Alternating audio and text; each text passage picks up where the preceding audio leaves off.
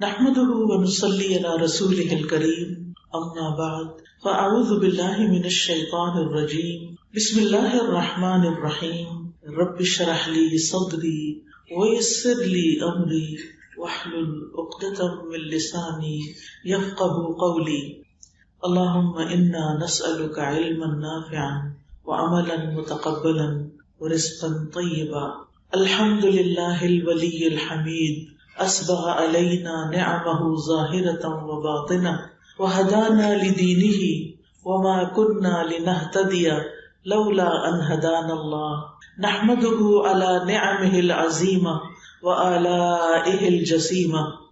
تمام تعریفیں اللہ سبحانہ وتعالیٰ کے لیے ہیں جو حمایتی اور مددگار ہے، بے حد تعریف والا ہے. اس نے ہمیں اپنی ظاہری اور باطنی نعمتوں سے نوازا ہے اور ہمیں اپنے دین کی طرف رہنمائی کی ہے، ہمیں اپنا دین سکھایا ہے، ہمارے دل میں دین کی محبت پیدا کی ہے، ہمیں دین پر عمل کرنے کا شوق عطا کیا. ہم اس پر اپنے رب کے شکر گزار ہیں اور اس کی تعریف کرتے ہیں، اس کی حمد و ثنا بیان کرتے ہیں. اور ہم ہرگز ہدایت یافتہ نہ ہوتے اگر اللہ ہمیں ہدایت نہ دیتا. ہم اللہ کی عظیم نعمتوں اور اس کے بڑے بڑے احسانات پر اس کی حمد بیان کرتے ہیں، اس کا شکر بجا لاتے ہیں. آج جس موضوع پر میں آپ کے ساتھ گفتگو کروں گی وہ ہے زندگی میں آسانی کی دعائیں. ہم سب جانتے ہیں کہ اللہ تعالیٰ نے اس دنیا کو آزمائش کا گھر بنایا ہے. انسان کی تخلیق کی حقیقت بیان کرتے ہوئے اللہ تعالیٰ فرماتے ہیں لَقَدْ خَلَقْنَا الْإِنسَانَ فِي كَبَدٍ، بلا شبہ یقیناً ہم نے انسان کو بڑی مشقت میں پیدا کیا. ہم سب زندگی میں آسانی ڈھونڈتے ہیں اور اللہ سبحانہ وتعالیٰ نے ہمیں مشقت میں پیدا کیا ہے. ہم سب دنیا کو جنت بنانے کی کوشش میں ہیں جبکہ اللہ تعالیٰ نے اسے دارالامتحان بنایا ہے. یہ جگہ تو امتحان کی جگہ ہے جس میں مجھ سے اور آپ سے یہ دیکھا جا رہا ہے کہ ان مختلف طرح کی آزمائشوں میں ہم کرتے کیا ہیں. الذی خلق الموت والحیات لیبلوکم ایکم احسن عملا، وہ جس نے موت اور زندگی کو بنایا تاکہ تمہیں آزما کے دیکھے کہ تم میں سے کون اچھے عمل کرنے والا ہے. لہٰذا ہم سب کی آزمائش ہے. آپ کو دنیا میں کوئی ایک شخص ایسا نہیں ملے گا جو یہ کہے کہ آج تک مجھ پر کوئی مشکل نہیں آئی، یا مجھے کوئی تکلیف نہیں ہوئی، یا میری صحت میں کبھی کوئی کمی بیشی نہیں ہوئی، یا مجھے کسی کی طرف سے کوئی رنج و غم نہیں ملا، یا مجھے کسی پریشانی کا سامنا نہیں کرنا پڑا. ہر شخص آزمایا جا رہا ہے اور ہر شخص کی آزمائش مختلف ہے. کسی کو کسی چیز سے آزمایا جا رہا ہے، کسی کو کسی چیز سے، لیکن آزمائش سب کی ہو رہی ہے، میری بھی اور آپ کی. آزمائش یا امتحان، اس کے آنے پر ہمارا طرز عمل کیا ہے، ہمارا ری ایکشن کیا ہے، ہم کرتے کیا ہیں، یہ ہے اصل دیکھنے کی چیز. جو تکلیف آنے پر اللہ سے گلہ شکوہ نہیں کرتے، اللہ کی رضا پہ راضی ہو جاتے ہیں، اللہ تعالیٰ ان سے راضی ہو جاتا ہے. اللہ تعالیٰ ان کو ثابت قدمی عطا کرتا ہے، اللہ تعالیٰ ان کے درجات بلند کر دیتا ہے، ان کے گناہوں کو معاف کر دیتا ہے اور ان کو اپنے مقربین میں شامل کر لیتا ہے. لیکن جو لوگ تکلیف آنے پر ناراض ہوتے ہیں، واویلا کرتے ہیں، غصہ کرتے ہیں اور اللہ تعالیٰ سے ناراض ہو جاتے ہیں، تو اللہ سبحانہ وتعالیٰ بھی ان سے ناراض ہو جاتا ہے. تو اس لیے بہت ضروری ہے کہ ہم اس بات کو سمجھیں کہ اس دنیا میں سختیاں، مشقتیں اور تکلیفیں ہوں گی. کچھ تکلیفیں ایسی ہیں جو اس دنیا کے لیے ہیں، کچھ تکلیفیں ایسی ہیں جو برزخ کے لیے ہیں، قبر کے لیے ہیں، کچھ تکلیفیں ایسی ہیں جو قیامت کے دن کے لیے ہیں، لیکن تکلیفیں تو ہیں. ابن الجوزی کہتے ہیں دنیا آزمائشوں اور مصیبتوں کے لیے بنائی گئی ہے. سمجھدار شخص کو چاہیے کہ اپنے نفس کو صبر پر آمادہ کرے. اس کا حل صرف صبر ہے. خوشحالی کا گھر، نعمتوں کا گھر تو صرف آخرت ہے. اللہ نے جنت انسانوں کے لیے ہی بنائی ہے، لیکن اس جنت میں جانے سے پہلے ہر ایک کا امتحان ہو رہا ہے کہ کون جنت میں انٹری کے قابل ہے اور کون نہیں، کس کو جنت ملنی چاہیے کس کو نہیں. وہ ہر انسان کے عمل سے دیکھا جا رہا ہے. جنت ہی ایسی جگہ ہے جہاں پہنچ کر انسان کہے گا کہ شکر ہے اس رب کا جس نے ہم سے غم کو دور کر دیا، سورۃ فاطر میں آتا ہے وقالوا الحمد للہ الذی اذهب عنا الحزن ان ربنا لغفور شکور الذی احلنا دار المقامۃ من فضله لا يمسنا فيها نصب ولا يمسنا فيها لغوب. اور وہ کہیں گے اس اللہ کا شکر ہے جس نے ہم سے ہم و غم کو دور کر دیا. جنت میں انسان کا پہلا قدم جائے گا تو اس کے سارے غم دور ہو جائیں گے، وہ ساری پریشانیوں کو بھول جائے گا، اس کو کوئی تکلیف یاد ہی نہیں رہے گی، اور آئندہ ہمیشہ ہمیشہ کے لیے اب وہ صرف خوش ہی خوش رہے گا. وہ وہاں کہے گا شکر ہے اس رب کا جس نے ہم سے غم دور کر دیا، یقیناً ہمارا رب بخشنے والا بڑا ہی قدردان ہے، جس نے اپنے فضل سے ہمیں ابدی قیام گاہ میں لا اتارا جہاں ہمیں نہ مشقت اٹھانی پڑتی ہے نہ تھکاوٹ لاحق ہوتی ہے، نہ کوئی تھکاوٹ نہ کوئی بوریت، کچھ بھی نہیں، اب آرام ہی آرام ہے. لیکن اس آرام کے لیے اس دنیا میں کام ہی کام ہے، محنت ہی محنت ہے. جو لوگ یہاں آرام کر رہے ہیں اور آخرت کی تیاری نہیں کر رہے، پھر وہاں ان کے لیے مشقتیں ہی مشقتیں ہیں. اس لیے بڑا ضروری ہے کہ ہم دنیا کی حقیقت کو سمجھیں اور اس دنیا میں اپنے مقصد کو سمجھیں، کیونکہ ہمیں اللہ تعالیٰ آزما رہا ہے. اللہ تعالیٰ قرآن مجید میں ایک اور جگہ پر بھی فرماتے ہیں وَنَبْلُوكُمْ بِالشَّرِّ وَالْخَيْرِ فِتْنَةً، کہ ہم تمہیں اچھے برے حالات دونوں طرح سے آزماتے ہیں. یعنی صرف تکلیفیں ہی آزمائش نہیں، نعمتیں بھی آزمائش ہیں کہ ان کو پا کے ہم کیا کرتے ہیں. جب ہمیں دنیا میں کوئی کامیابی حاصل ہوتی ہے، کوئی خوشی حاصل ہوتی ہے، تو پھر ہم کیا کرتے ہیں، ہمارا رویہ کیسا ہے، ہمارا طرز عمل کیسا ہے. اور جب کوئی تکلیف آتی ہے تو پھر ہم کیا کرتے ہیں، جس کے آنے کے بارے میں اللہ تعالیٰ نے پہلے سے ہی خبردار کر دیا ہے. سورۃ البقرہ میں اللہ تعالیٰ فرماتے ہیں وَلَنَبْلُوَنَّكُمْ بِشَيْءٍ مِّنَ الْخَوْفِ وَالْجُوعِ وَنَقْصٍ مِّنَ الْأَمْوَالِ وَالْأَنفُسِ وَالثَّمَرَاتِ وَبَشِّرِ الصَّابِرِينَ الَّذِينَ إِذَا أَصَابَتْهُمْ مُصِيبَةٌ قَالُوا إِنَّا لِلَّهِ وَإِنَّا إِلَيْهِ رَاجِعُونَ أُولَئِكَ عَلَيْهِمْ صَلَوَاتٌ مِّن رَّبِّهِمْ وَرَحْمَةٌ وَأُولَئِكَ هُمُ الْمُهْتَدُونَ.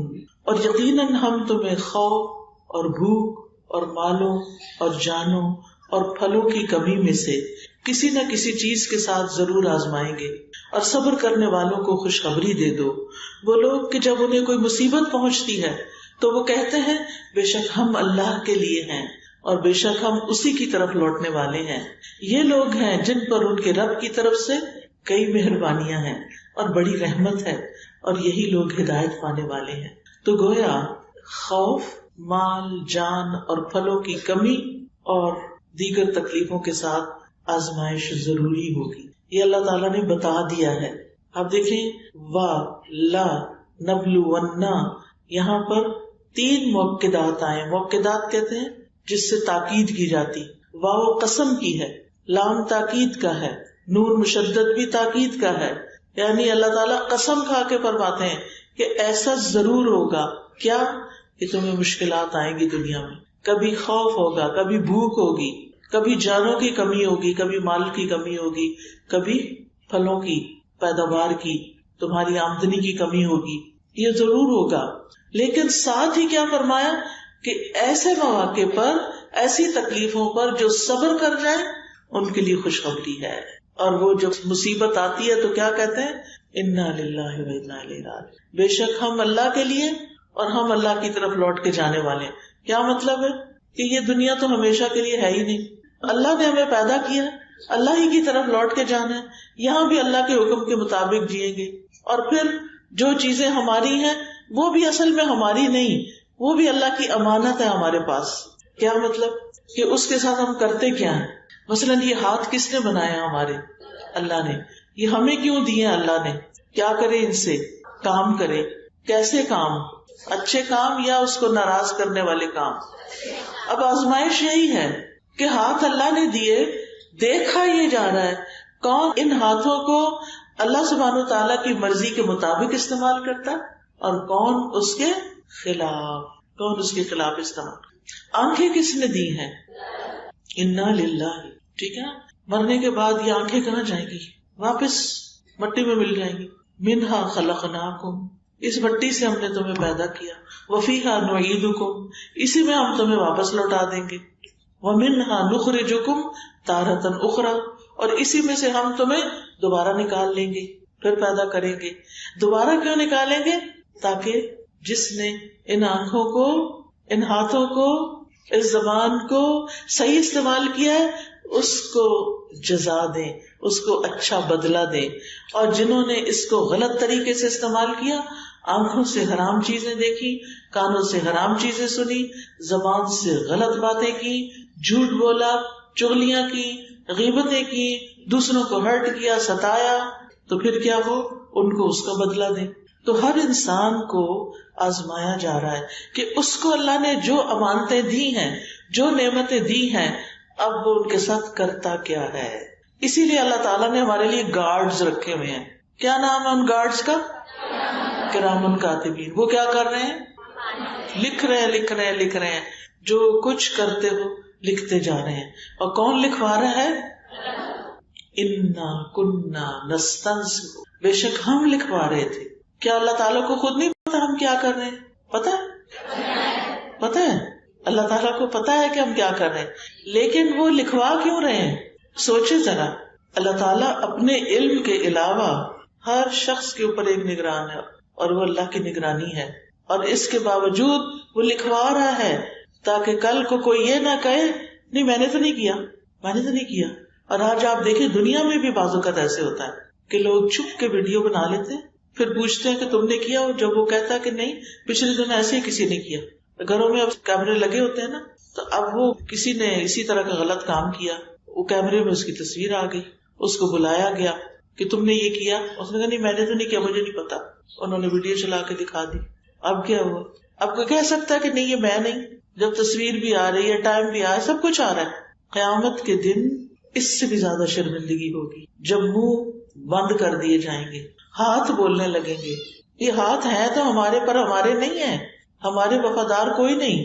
جب اللہ تعالیٰ نے ان کو بلوانا ہے تو یہ ہر وقت ہمیں دیکھتے رہتے ہیں ہم کیا کرتے ہیں، کیا پکڑتے ہیں، کیا رکھتے ہیں، کیا آن کرتے ہیں، کیا آف کرتے ہیں، اپنا وقت کہاں لگا رہے ہیں، کتنے گھنٹے یوٹیوب پہ بیٹھے رہتے ہیں، اور صرف دنیا کے چند پیسے کمانے کے لیے نمازیں، دین، قرآن، ہر چیز بھول کے، خیر، نیکی، آخرت کی تیاری کے کام چھوڑ کے صرف یوٹیوب چینل بنا رہے ہیں تاکہ اس کے اوپر اشتہار گندے مندے چلے اور اس میں سے ہمیں کچھ پیسے مل جائیں. ویڈیو بنا رہے ہیں گھنٹوں، پھر ایڈٹ کر رہے ہیں گھنٹوں، اور ڈال اس پہ کیا رہے ہیں؟ کوئی کھانے کی ریسیپی ڈال رہا ہے، کوئی ایکسرسائز ڈال رہا ہے، کوئی ادھر ادھر کی سچی جھوٹی باتیں ڈال رہا ہے اور ویوز بنا رہا ہے تاکہ پیسے ملیں. دنیا کی محبت نے انسان کو آخرت سے غافل کر دیا. الہاکم التکاثر حتی زرتم المقابر کلا سوف تعلمون ثم کلا سوف تعلمون. الہاکم التکاثر، ایک دوسرے کے مقابلے میں کثرت سے، یعنی مال حاصل کرنے کی خواہش نے تمہیں لہو و لعب میں مبتلا کر دیا، غافل کر دیا. اتنے غافل رہے حتی زرتم المقابر، یہاں تک کہ تم نے قبریں جا دیکھی، قبر میں پہنچ گئے. دنیا دنیا دنیا، اور نہیں پتا کس وقت چلے جانا ہے، اور آخرت کی کوئی فکر نہیں. دنیا میں گھنٹوں لگا دیتے ہیں نہیں تھکتے، اور آخرت کا کام تھوڑا سا. جب اتنے گھنٹے تھک کے اٹھیں گے اور بیکار سے کام کر کے، فضول کام کر کے اٹھیں گے، نماز پڑھیں گے تو کیا ہوگا؟ آنکھیں بھی بند ہوں گی اور یون کر رہے ہوں گے کسی طرح سر سے اتر جائے، کیونکہ نہ پڑھی تو پھر کہیں پکڑی نہ ہو جائے. پر ایسی پڑھی کا کیا فائدہ جس میں نہ اللہ کی یاد ہے، نہ اللہ کی محبت اور نہ اللہ کے سامنے کچھ عاجزی ہے. تو ہم سب بنیادی طور پر ایک دھوکے میں پڑے ہوئے ہیں کہ شاید ہم نے ہمیشہ یہاں رہنا ہے، شاید یہ جوانی ہمیشہ رہے گی، شاید یہ رنگ میلے ہمیشہ رہیں گے. نہیں، یہ بہت جلد ختم ہو جائیں گے. اور مرنے کے بعد انسان کیا کہے گا؟ میں دنیا میں کتنا جیا، الا عشیۃ او ضحاہا، دن کا ایک حصہ صبح کا یا شام کا. ہم سب کو سوچنا چاہیے کہ ہم اپنے اس وقت کو جس میں ہماری آزمائش ہو رہی ہے ہم کس طرح گزار رہے ہیں. اب سوال یہ پیدا ہوتا ہے کہ تکلیفیں کیوں آتی ہیں؟ تکلیفیں آتی ہیں بندے کا درجہ بلند کرنے کے لیے، تکلیفیں آتی ہیں انسان کو پختہ کرنے کے لیے، انسان کو کچھ سکھانے کے لیے، انسان کو ہوش میں لانے کے لیے. کہ وہ اپنی غفلت سے باہر نکل آئے. تو اس لیے تکلیفیں تو آئیں گی.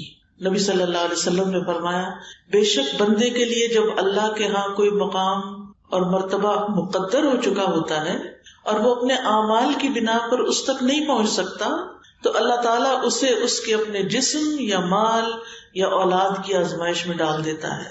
امام ابو داؤد فرماتے ہیں کہ اس میں یوں بھی کہا گیا ہے پھر اللہ اسے صبر کی توفیق بھی دیتا ہے حتیٰ کہ اسے اس مقام اور مرتبے تک پہنچا دیتا ہے جو اللہ تعالیٰ کی طرف سے اس کے لیے پہلے سے مقدر تھا. یعنی عمل سے وہ بندہ اس درجے پہ نہیں پہنچنے والا تھا. کیسے پہنچا؟ تکلیف کاٹ کے، بیماری کاٹ کے. تو تکلیفیں پاک کرنے کا سبب ہوتی ہیں. اور یہ نہ سوچیں کہ اللہ تعالیٰ شاید ہم سے ناراض ہوتا ہے تو ہمیں تکلیف میں ڈالتا ہے. کچھ لوگوں کا یہ خیال ہوتا ہے شاید اللہ تعالیٰ مجھ سے ناراض ہو گیا. نہیں، حدیث میں آتا ہے اللہ جس کے ساتھ بھلائی کا ارادہ کرتا ہے اسے مصیبت میں مبتلا کر دیتا ہے، اسے تکلیف میں ڈال دیتا ہے. اور یہ اللہ کی بندے سے محبت کی نشانی ہے.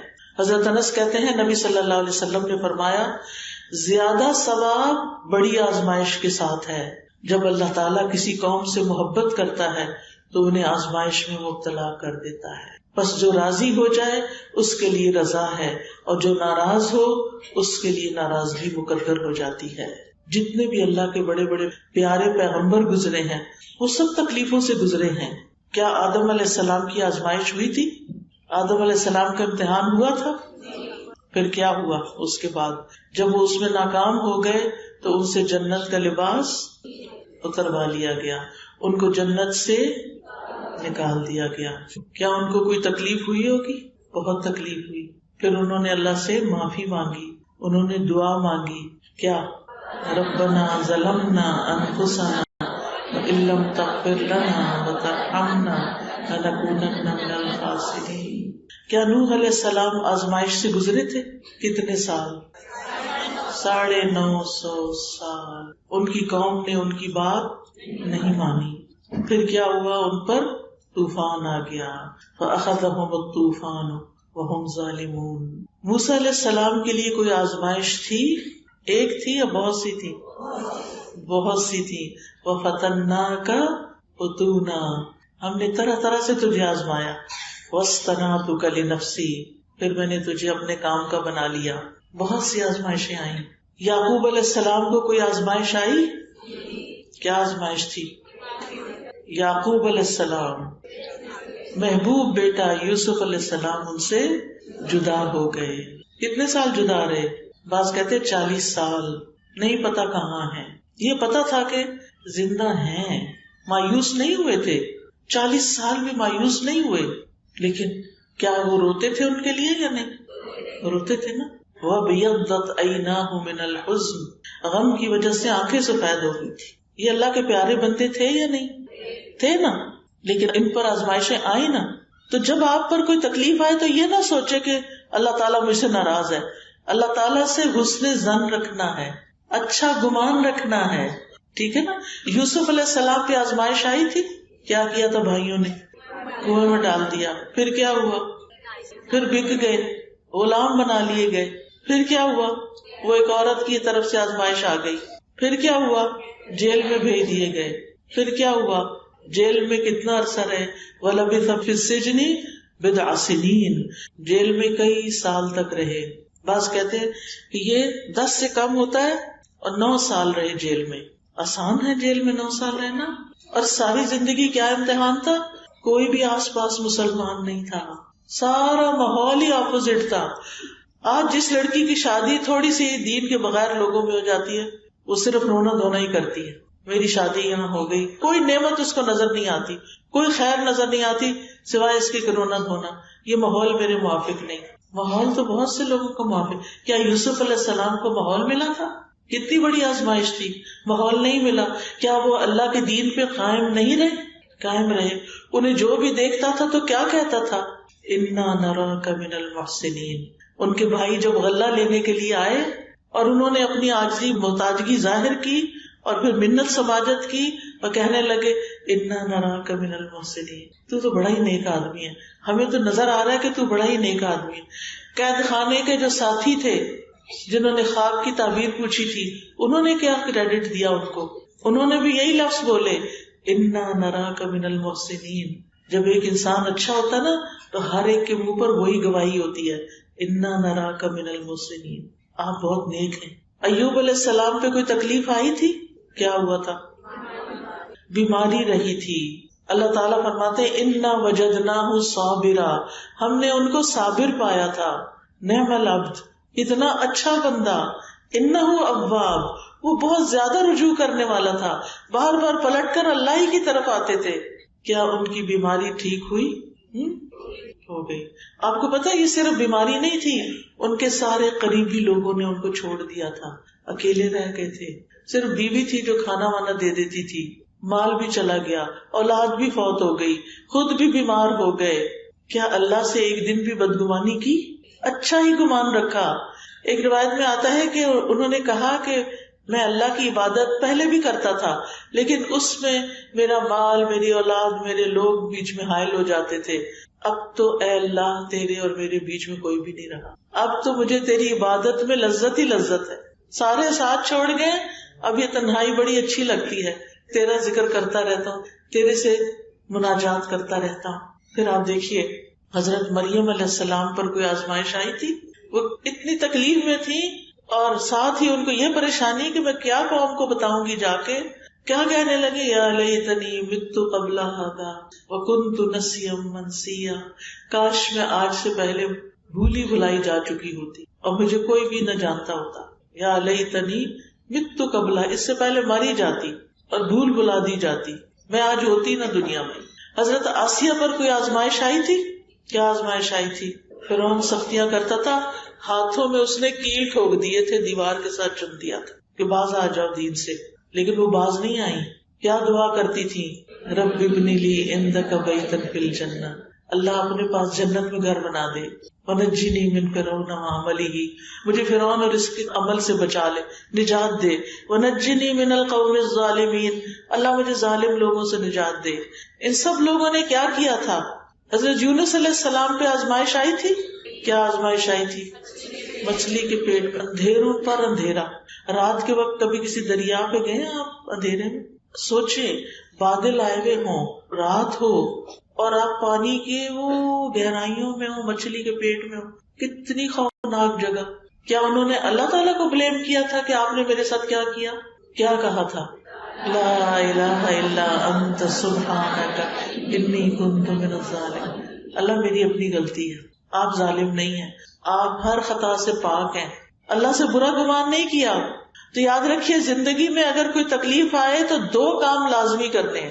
نمبر 1 اللہ سے گمان اچھا رکھنا ہے، شیطان کو اپنے اوپر حاوی نہیں ہونے دینا.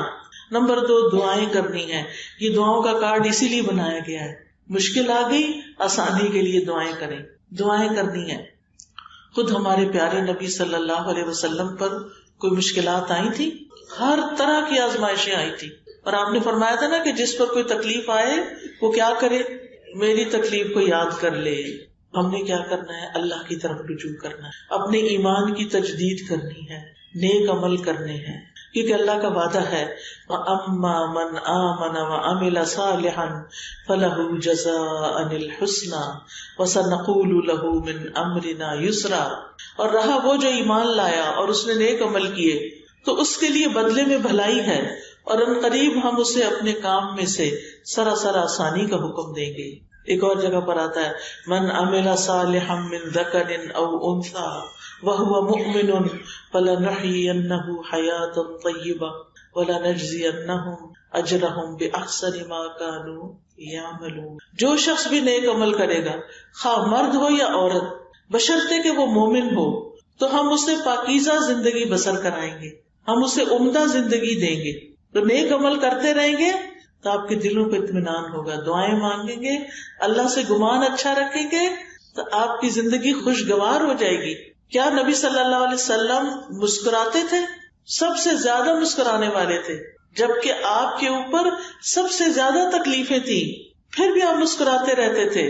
تو ہم نے کیا کرنا ہے؟ غم کو اپنے اوپر طاری نہیں کرنا، اللہ سے اچھا گمان کر کے، معاملہ اللہ کے سپرد کر کے، دعا مانگ کے اپنے آپ کو کسی اچھے کام میں لگا دینا. ہر وقت غم کو یاد نہیں کرتے رہنا، اس کا کوئی فائدہ نہیں۔ اٹھ کے کیا کرنا ہے؟ اللہ کی عبادت اور اطاعت۔ وَاسْتَعِینُوا بِالصَّبْرِ وَالصَّلَاةِ، مشکل آئے تو کیا کریں؟ اٹھے نماز پڑھیں۔ ہم سب کچھ کرتے ہیں، نماز نہیں پڑھتے مصیبت کے وقت، تکلیف کے وقت، لیکن کچھ لوگ اب بھی ایسا کرتے ہیں۔ کیا مشکلات کے وقت کیا کرتے ہیں؟ نماز پڑھتے ہیں۔ میری دادی کے بارے میں بتاتے ہیں بڑے، میں نے تو ان کو نہیں دیکھا، کہ ان کے کئی بچے ہوئے تھے اور کچھ بڑے ہو جاتے تھے، کچھ اور بڑے، کچھ اور پھر فوت ہو جاتے تھے۔ صرف میرے چچا اور والد جو تھے یہ بچے تھے، اور ایک پھوپھی۔ وہ کیا کرتی تھی، جب کوئی بچہ فوت ہوتا تھا اس کے اوپر کپڑا ڈال دیتی اور خود نماز پڑھنا شروع کر دیتی۔ لوگ اتنی باتیں بناتے کہ اس کو تو اپنے بچوں کے فوت ہونے کا کوئی غم ہی نہیں۔ کیا یہ کسی سے پوچھ کے غم لگتا ہے؟ جو بھی کوئی ماں ہے، بچے کو تو چھوٹی سی چوٹ بھی لگ جائے تو ماں کا کیا حال ہوتا ہے؟ ایک دم لگتا ہے پاؤں سے جان نکل گئی ہے۔ جو بچہ فوت ہوا ہو اور پاس رکھا ہوا ہو، آپ کسی کا بھی فوت ہوا بچہ دیکھتے ہیں آپ کے دل کو کچھ ہو جاتا ہے۔ کبھی ڈیڈ بیبی دیکھا؟ چھوٹا بچہ جو فوت ہوا ہوا، کیسی طبیعت کے اوپر بوجھل ہوتا ہے انسان۔ نبی صلی اللہ علیہ وسلم کی آنکھوں سے آنسو روا ہو گئے جب ابراہیم فوت ہوئے، آپ کے چھوٹے بیٹے جو حضرت ماریہ قبطیہ سے تھے۔ تو آپ سوچئے کہ چھوٹے معصوم بچے کو فوت ہوتا دیکھ کر تو نبی صلی اللہ علیہ وسلم کے آنسو بھی گر پڑے۔ تو یہ آسان نہیں ہوتا، تو کیا کرنا چاہیے؟ وَاسْتَعِینُوا بِالصَّبْرِ وَالصَّلَاةِ، اور پھر جو ہمارے فرائض ہیں نا ان کو ادا کرنا چاہیے۔ یہ نہیں عذر کرنا چاہیے کیونکہ مجھ پہ یہ غم آ گیا اس لیے میں یہ نہیں کر سکی۔ ہم سارے کام چھوڑ کے بیٹھ جاتے ہیں، صرف غم مناتے رہتے ہیں، اور پھر بڑے بڑے اہم کام چھوڑ دیتے ہیں۔ کوئی پوچھا بھی یہ کام کیوں نہیں ہوا؟ بس وہ یہ غم آ گیا تھا، یہ فوتگی آ گئی تھی، یہ فلاں ہو گیا تھا، اپنے فرائض ہی چھوڑ کے بیٹھ جاتے ہیں۔ کتنے دن تک غم منانا چاہیے؟ بس 3 دن، اور اس میں بھی اپنی نمازیں نہیں چھوڑ کے بیٹھ جانی، اس میں اپنے فرائض، اپنا قرآن پڑھنا، اپنے گھر والوں کا کام، یہ غم یعنی دل میں 3 دن تک رہے، ٹھیک ہے، اس کے بعد اٹھو اپنے کام کاج کرو۔ پھر آپ دیکھیں اللہ کا تقوی اختیار کرنا ہے، اللہ سے ڈرنا ہے۔ وَمَن يَتَّقِ اللَّهَ يَجْعَل لَّهُ مِنْ أَمْرِهِ يُسْرًا، جو اللہ سے ڈرے گا اللہ اس کے لیے اس کے کام میں آسانی پیدا کر دے گا۔ وَمَن يَتَّقِ اللَّهَ يَجْعَل لَّهُ مَخْرَجًا، جو اللہ سے ڈرے گا وہ اس کے لیے تنگی سے نکلنے کا رستہ بنا دے گا، یعنی ہر کام اس کے لیے پھر آسان ہو جائے گا۔ اور کیا کرنا ہے؟ مشکل آئے تو اللہ پہ توکل کرنا ہے، اپنا معاملہ اللہ کے سپرد کرنا ہے۔ یا اللہ یہ تو نے ہی کرنا ہے کام، یا اللہ یہ مشکل تو نے آسان کرنی ہے۔ پھر اور کیا کرنا ہے؟ اپنی ساری حاجات تو صرف اللہ کے سامنے رکھ۔ انما اشکو بثی وحزنی الی اللہ واللہ بصیر بالعباد، میں اپنے غم اور دکھ کی فریاد بس اللہ سے ہی کرتا ہوں، اللہ بندوں کے حال دیکھ رہا ہے۔ پھر کیا کرنا ہے؟ اس بات پہ یقین رکھنا ہے کہ اللہ تعالیٰ تنگی کے بعد آسانی بھی لائے گا۔ فَإِنَّ مَعَ الْعُسْرِ يُسْرًا إِنَّ مَعَ الْعُسْرِ يُسْرًا سَيَجْعَلُ اللَّهُ بَعْدَ عُسْرٍ يُسْرًا، اللہ تنگی کے بعد آسانی لائے گا۔ رات کے بعد دن آتا ہے، کبھی یہ نہیں ہوا کہ رات کے بعد پھر رات آ جائے۔ آپ نے دیکھو کہ جب گرمی زیادہ ہو جاتی ہے تو بادل آ جاتے ہیں، بارش آ جاتی، تو تنگی اور مشکل حالات اللہ کے حکم سے دور ہوتے ہیں۔ پھر یہ یاد رکھنا ہے کہ اس مشکل کو کاٹنے والا صرف اللہ ہے، اس لیے مجھے صرف اسی کو پکارنا ہے، اسی سے دعائیں کرنی ہے، اسی سے مدد مانگنی ہے۔ ٹھیک ہے نا؟ سمجھ آ گئی سب کو؟ پیچھے بھی سب کو سمجھ آ گئی؟ الحمدللہ۔ یہ یاد رکھنا ہے، دوبارہ ریپیٹ کر رہی ہوں، یہ بڑا اہم نقطہ ہے کہ مشکل جو آ گئی ہے نا اس کو حل صرف اللہ نے کرنا ہے، اس لیے پہلے دعا پھر دوا۔ پھر اسی طرح یہ یقین رکھنا ہے کہ آسانی آنے والی ہے، قریب ہے، اور یہ وقت میرا عبادت ہے۔ تکلیف کا وقت کس کا وقت ہے؟ عبادت کا، اگر اللہ کی رضا میں گزرے، یعنی کشادگی کا انتظار کرتے ہوئے صبر کرنا عظیم الشان عبادت ہے۔ اور مشکل کے وقت میں اور زیادہ نیکیاں کرنی ہیں، یہ نیکسٹ پوائنٹ ہے۔ مشکل کے وقت میں کیا کرنا ہے؟ اور نیکیاں زیادہ کرنی ہیں۔ اللہ کا وعدہ ہے فَأَمَّا مَنْ أَعْطَى وَاتَّقَى وَصَدَّقَ بِالْحُسْنَى فَسَنُيَسِّرُهُ لِلْيُسْرَى، پھر جس نے اللہ کی راہ میں مال دیا اور پرہیزگاری اختیار کی اور بھلی باتوں کی تصدیق کی تو ہم بہت جلد اسے آسانی مہیا کر دیں گے۔ پھر سنا دوں آیت، سورۃ اللیل کی آیت ہے، فَأَمَّا مَنْ أَعْطَى، وہ جو دیتا رہتا ہے، صدقہ خیرات، بلائی، نیکی، خیر دوسروں کے اندر بانٹتا رہتا ہے. واتقى، اور اللہ سے ڈرتا ہے، غرور میں مبتلا نہیں ہوتا کہ اہلکت مالا لبدا، میں نے ڈھیروں مال خرچ کر دیا ہے. کوئی غرور نہیں، کوئی فخر نہیں، بلکہ کیا کرتا ہے، دے کے بھی اللہ سے ڈرتا ہے. وصدق بالحسنى، اور بھلی باتوں کی تصدیق کرتا ہے، نیکی کا کوئی کام سامنے آئے تو کر کے دکھاتا ہے. فسنيسره لليسرى، تو ہم بہت جلد اسے آسانی مہیا کر دیں گے. جو یہ کرے گا، ایسے کام کرے گا، اس کے لیے ہم زندگی میں کیا کریں گے، آسانی پیدا کر دیں گے. بعض مفسرین کہتے تھے ہم قرآن پڑھنے میں مشغول ہوئے تو ہمیں دنیا میں برکات اور خیرات نے ڈھانپ لیا. کل ہی ہماری ایک ساتھی بتا رہی تھی کہ ان کے چچا، ان کی پھپھو، ان سب کی عمریں 80 سال سے اوپر، کوئی 85 کوئی 90 میں جا کے فوت ہو. 2 کام ان کے بڑے اہم تھے، ایک رشتہ داروں کے ساتھ اچھا سلوک، صلہ رحمی، اور دوسرے قرآن بہت پڑھتے تھے. جب جاؤ اپنا قرآن پڑھ رہے ہیں، اور جو پینشن آتی ہے، جو بھی ان کے پاس مال ہوتا وہ باندھا ہوا ہوتا، سب رشتہ داروں میں تقسیم کر کے 500 روپے اپنی جیب میں رکھتے. بس 1 لاکھ 1.5 لاکھ پینشن تھی ان کی، بڑے بڑے عہدوں پہ رہے. تو لمبی عمر نیکیوں کے ساتھ انسان کے لیے بڑے فائدے کی ہے. لیکن یہ نعمتیں ایسے ہی نہیں مل جاتی، ان کے لیے قربانی کرنی پڑتی ہے. فَأَمَّا مَنْ أَعْطَى، وہ جو دیتا جاتا ہے، وَاتَّقَى، اور اللہ سے بھی ڈر کے نیک کام کرتا ہے اور برے کام چھوڑ دیتا ہے، تو پھر اللہ تعالیٰ اس کے ساتھ بھلائی کا ارادہ کرتا ہے، کیونکہ وہ بھی بھلائی کی تصدیق کرتا ہے. فَسَنُيَسِّرُهُ لِلْيُسْرَى، آسانیاں چاہتے ہیں، آسانیاں بانٹیں. اپنے لیے آسانی چاہتے ہیں، دوسروں کو آسانی دیں، دوسروں کی مشکلات آسان کریں، دوسروں کے ساتھ خیر خواہی کریں، دوسروں کے ساتھ اچھا سلوک کریں. جو اپنے لیے چاہیں وہی دوسرے کے لیے چاہیں، جو اپنے لیے چاہیں وہی دوسرے کے لیے. جو چیز آپ کو اپنے گھر میں تکلیف دیتی ہے وہ دوسرے کے گھر میں جا کے مت کریں. ایسے کام نہ کریں کہ جس سے دوسروں کو اذیت ہو. مثال کے طور پر اگر کوئی آپ کے گھر میں مہمان آیا اور وہ آپ کی فریج کھول کے کھڑا ہو جائے، وہ آپ کی ہنڈیا سے خود ہی کچھ ڈال کے کھانا پینا شروع کر دے، آپ کو کیسا لگے گا کہ اس نے بتایا ہی نہیں، پوچھا ہی نہیں یہ کیا کر رہا ہے؟ تو پھر آپ کسی کے گھر جا کے یہ نہ کریں. جو عادتیں آپ کو کسی کی اچھی نہیں لگتی وہ آپ کسی اور کے ساتھ بھی مت کریں.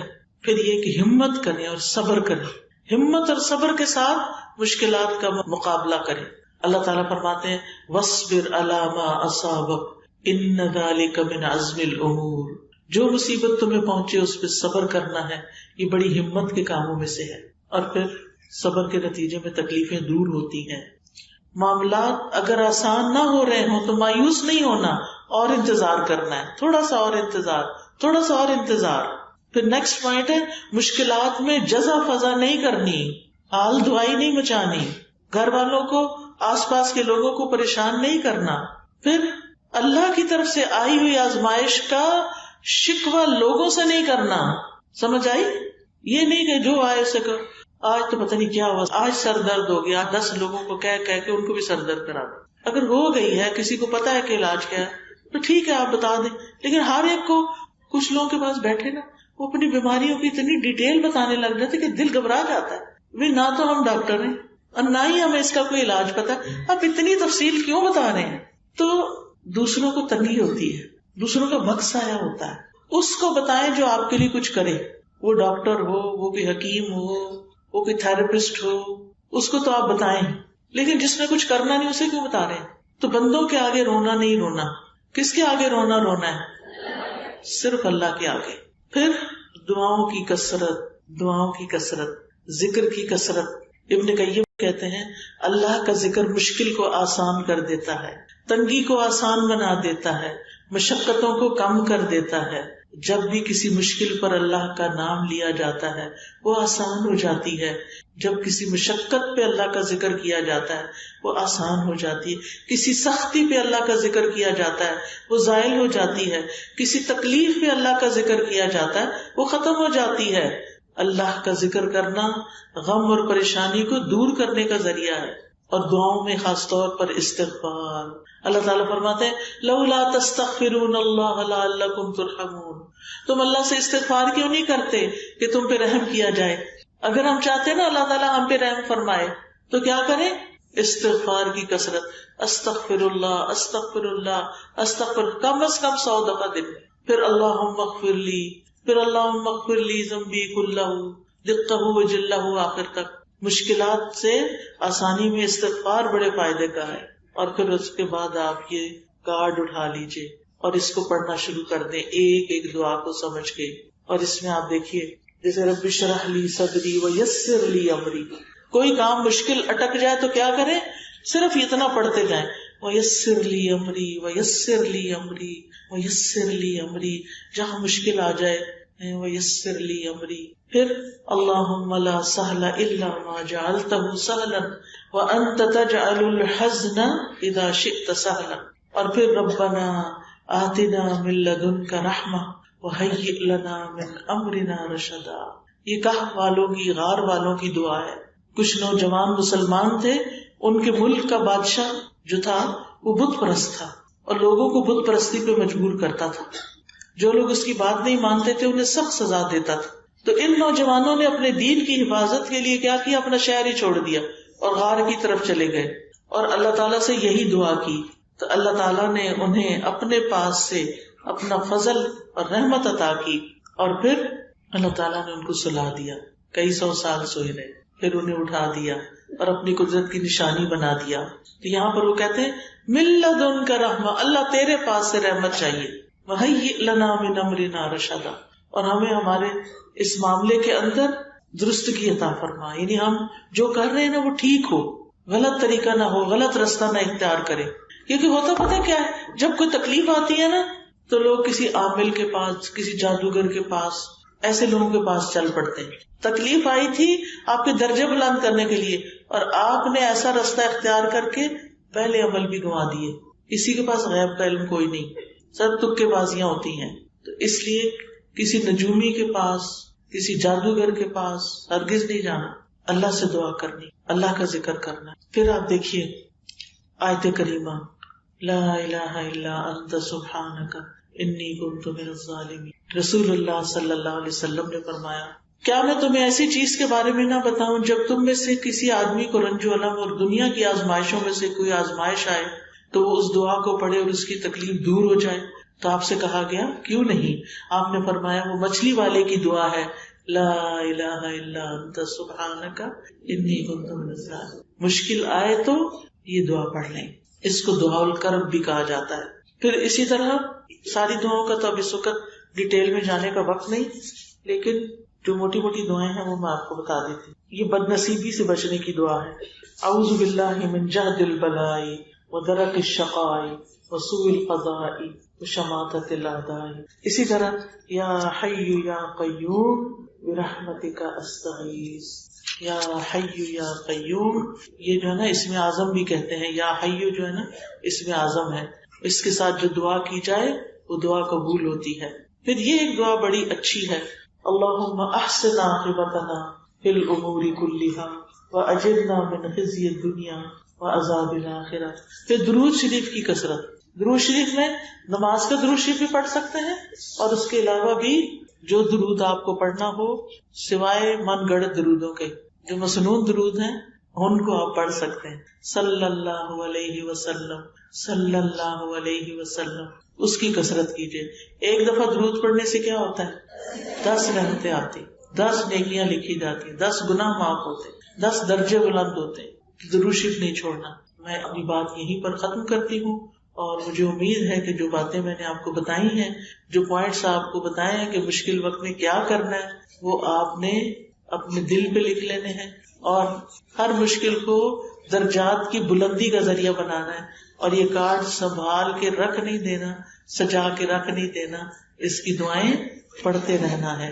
وآخر دعوانا ان الحمد للہ رب العالمین. سبحانک اللہم وبحمدک اشہد ان لا الہ الا انت استغفرک واتوب الیک. جزاکم اللہ خیرا. اللہ تعالیٰ آپ سے راضی ہو. بہت اچھی طرح آپ نے سنا. اللہ تعالیٰ ہم سب کو عمل کی توفیق عطا فرمائے. بارک اللہ فیکم. السلام علیکم ورحمۃ اللہ وبرکاتہ.